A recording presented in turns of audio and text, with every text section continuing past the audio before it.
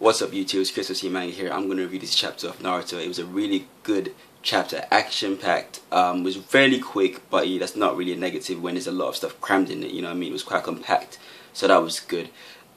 You know what I mean, I keep bitching about it and I keep getting, proved wrong. The second Hokage is putting in work again, you know what I mean? I always complain that he's not doing much, he's not living up to his name, and even though it's stuff we've seen before, like, teleportation, what he did was really cool this chapter, so that impressed me a lot. So it starts off, the bomb's about to explode. Naruto, Sasuke, the four Hokage, they're both looking at it, all of them are looking at it like, what we're about to do, we're about to die. Out of nowhere, the second comes, he grabs the bomb, teleports, brings it back to Obito, explosion. Then we see him appear behind him and he says that was just a clone. So that was, to start the chapter off like that, that was really cool because I completely forgot about the second Hokage. And to bring him back out of nowhere like that, that was good. Then we get this little funny scene where Naruto is like, oh, you actually copied my dad's jutsu, that's so cool, and you kind of look like the second Hokage as well. And then he gets corrected saying, your dad copied it from me and I am the second Hokage basically, so show me some respect. So that was a funny little scene. We all know Naruto's pretty dense and silly at times, so that was funny to see. In the midst of all this chaos that's happening, we get some comedic moments, so that's good. Then we jump to Madara and the first Hokage. They're going at it. Madara is in his perfect Susanoo, which we haven't seen in a while, and then the first Hokage is in his wherever that thing is, that wood dragon thing. I can't remember the name of it, but yeah, they're going at it. They're fighting. Madara said something quite strange. He said that I haven't got enough time, so I'm doing this now. I'm gonna hold you here for a little bit. So I'm guessing his plan has something to do with the first Hokage. It might not be, what we've all been thinking, that he just wants to fight him. That's why he's not worried about Obito. He just wants to fight the first Hokage because that's his obsession. That's his goal, to defeat him.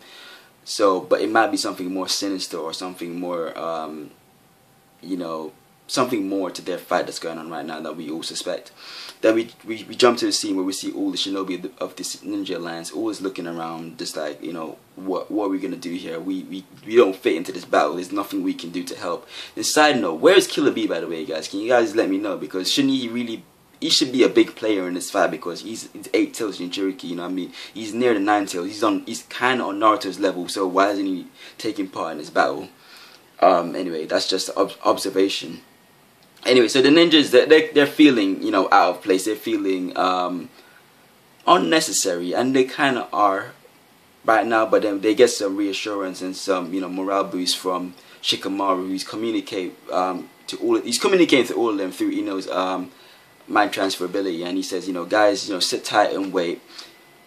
I know that we're not really relevant right now in the fight yet, but all it takes is just a right opportunity and we can strike, and then we can help. So basically he's telling everybody to sit tight and be patient and wait for the right opportunity to attack, and that's cool. Then we get some little cameos here and there. We see Temari, while this is going on, saying, you have the qualities to be Hokage. Mentally, does Temari? Physically, no. He hasn't got the strength to back it up, but yes, I do agree that he has the mental capabilities to be a good Hokage. He's one of my favorite characters, so I'm definitely not doubting that.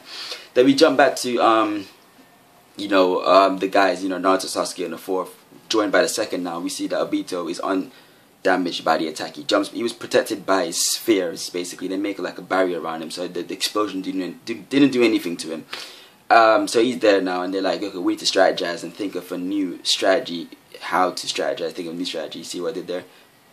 Anyway, so what the plan, before they even come up with a plan, Sasuke says, fuck this, I'm going in. He runs forward, he fires his Amaterasu. Naruto's backing him up. Now this confused me, like, why are you firing Amaterasu when the first time he did it to Obito, this is way back in the day, it didn't do anything to him, he nullified it. So obviously he's going to do the same now when he's got this massive power boost. So that was a bit silly for Sasuke, personally. Anyway, maybe he's getting desperate, who knows. So as him and Naruto are charging towards Obito now, he says, Naruto, I'm going to adjust my chakra to your chakra. Let's do that combination attack again. Naruto's like, cool. Naruto busts out the Rasengan Shuriken. He busts out his Enton Kagesuchi. They combine it. They create that badass technique again. I remember the fourth Hokage named it a long ass name. I'm not going to pronounce that because that was ridiculous. I think it's quite silly. And then we get little jokes in this chapter where you know, the fourth is about to do a technique again, and he says his long name, and then the second's like, I would laugh right now if the situation wasn't so dire. I mean, your jutsu names are ridiculous. And, you know, that's funny. I think that's the quirk of the fourth Hokage. He comes up with these long-winded names for techniques, and then everyone's just like, why? But that's fun. I think that makes him, you know, gives more dimension to the character. He's not just a badass that everyone's looking up to. I mean, he has his silly things that he does as well that makes him more, I mean, it makes him more three-dimensional as a character, which is really cool. So yeah, Naruto and Sasuke are charging Obito with attack, charging with a, you know, combination attack now, the BFF attack, the best friends forever attack. That's what they're doing. And, you know, while this is going on, the fourth and the second, they're strategizing. They're planning a new attack basically. So they place their teleportation seals on each other so they can switch places. And then, you know, the second, there's so many Ukages. You can tell that I'm getting confused, guys. There's too many of them. Anyway, the second jumps. I might just call them by their names, you know. Tobirama jumps to Obito. He grabs onto him. Minato jumps in front of Naruto and Sasuke's combination attack. They switch places. So by switching places now, Tobirama brings Obito in front of the attack that Naruto and Sasuke were about to launch, and he gets hit by it and sends him flying. In the same time, it sends Minato to where Obito once was, surrounded by his spears. His fears, basically, those balls of chakra that protect him and act as his forms of attack.